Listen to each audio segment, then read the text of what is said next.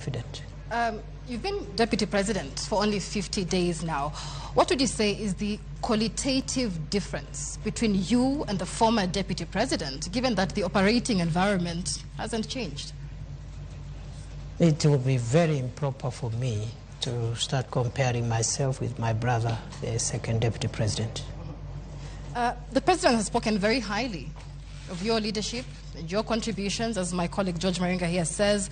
If the president feels that he has accomplished his key goals and decides not to run for re-election, would you consider running yourself? Do you believe that you have what it takes to run the country? That question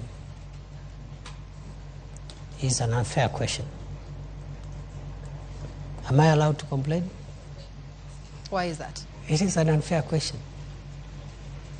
Because I have just been entrusted with a very serious and grave national responsibility. What is weighing in my mind now and what is really occupying me is the desire to discharge those obligations, because the expectations of the people of Kenya, the expectations of the president are so high. If I started occupying myself with ideas of what will happen, I don't know when, I'll be the most unsuitable person to be seated before you today. Your Excellency, I want to rephrase